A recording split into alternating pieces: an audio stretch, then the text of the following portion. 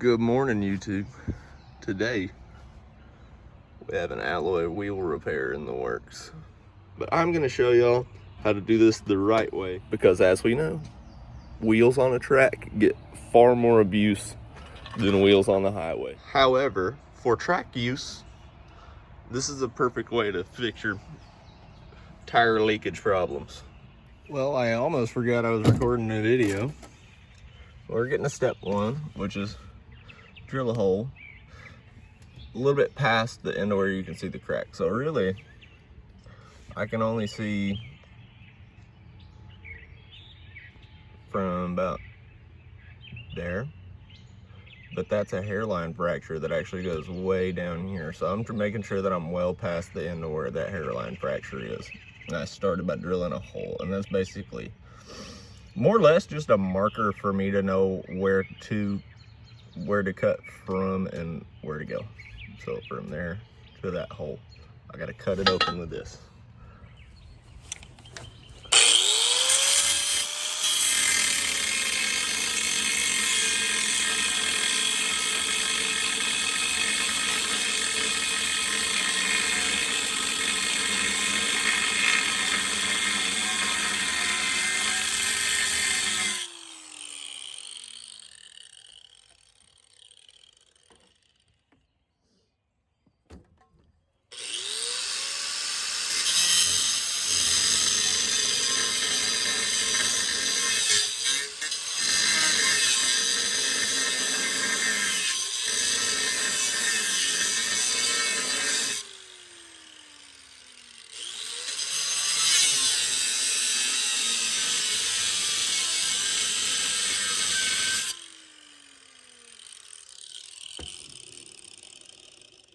So now, as you can see, we have it opened up. The next step is to get this paint off and get this surface really clean. All right, so we have changed out our cutting wheel for a flat disc on the grinder. And we're gonna break up the surface of this paint. Goal is not to take hardly any material at all off if you can help it. Don't wanna dig down, you just wanna scrape that paint off real gentle like.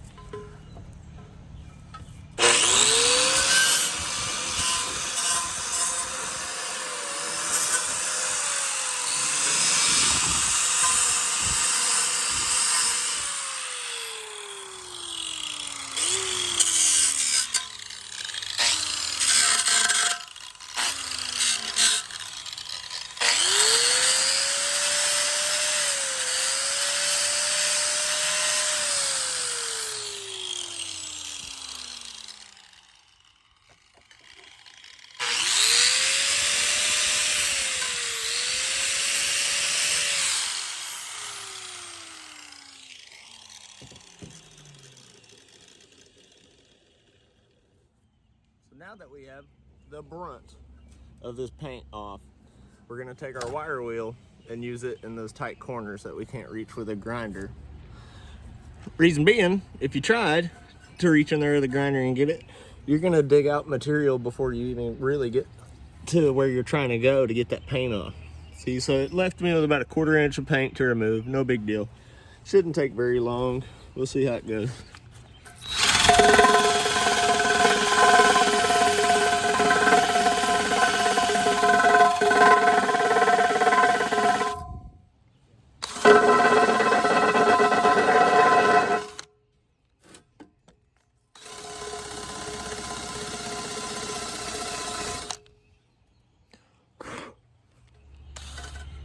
Now, I cannot express to you how imperative it is that you make sure this surface, before you start welding, is clean enough to eat off of, you know what I mean? Like, you want it as clean as you can get it. Well, as you can see, we've gotten our joint clean and the area around it to where we need to weld. So, you know, one goal is to make sure we don't have any paint that can catch on our weld and contaminate it. Our other goal is not to burn up the existing paint, okay? I still got a little bit of work to do yet. So what I'm gonna do now is make sure, well, clean up the rest of the joint like that under there. I'm gonna make sure that I scrape this paint back far enough that when I weld, it doesn't make it bubble up.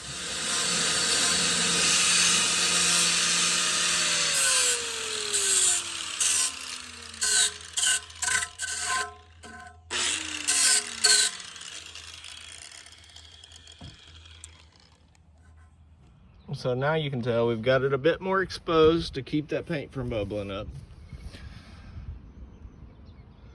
And now it's time just to probably run that cutting wheel back through this joint one more time to clean up any paint that got stuck in there from me blowing it around with the wire brush and the grinder. And then we will get to weld. So from about, I don't know, 5 to 10 years before World War II started, all the way until it ended, and a little while after, these bottles, a lot of them were made over there. And this, you see this cube right here? That 4 square cube? That was a swastika. And they re-stamped it to look like a window, pretty much. That's just a fun little fact. I thought it was very interesting. So the last imperative step I'd like to share with you before I start welding is this outside area is the only place that will move if you don't tack it first. So you have to tack that first, right here, before you begin welding, or it will distort.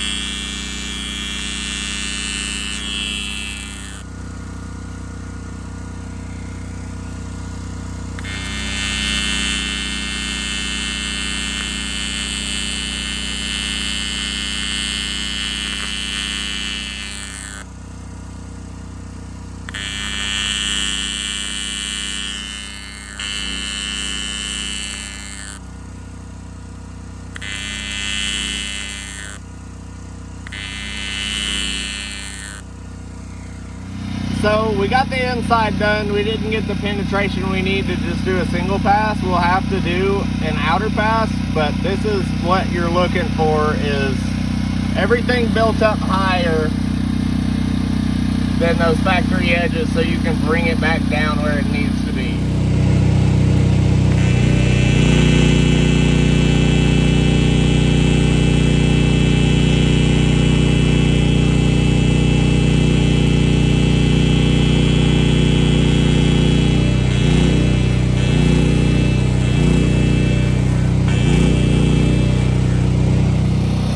Even after all that cleaning, it still sucked some of that dirt to the surface and contaminated the weld. So I'm gonna have to grind the surface of this off till I get past that contamination and run another pass over the top of it. Since this weld repair was on the inner side of the wheel, the pretty side's on the other side.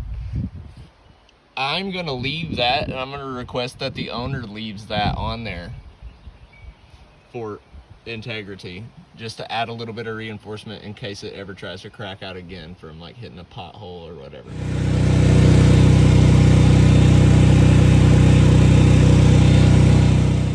Okay, we got her figured out. We got it filled up. You definitely want to go back and make sure you don't have any kind of like pinhole stuff going on. And so I left my die grinders at work, so I cannot bring this down to factory edge. That was just as comfortable as I felt getting it with my angle grinder. So be very considerate of that. You do not want to take any extra material away from this. So we're gonna try out this wire brush, see if it'll. I think that's a no. Thank you so much for joining and watching. I hope y'all learned something and enjoyed this video. I want to do more fabrication related videos and welding videos on this channel in the future. If that's something you would like to see, leave me a comment, give me some ideas. I'd love to hear them. Consider liking and subscribing. We'll see you next time.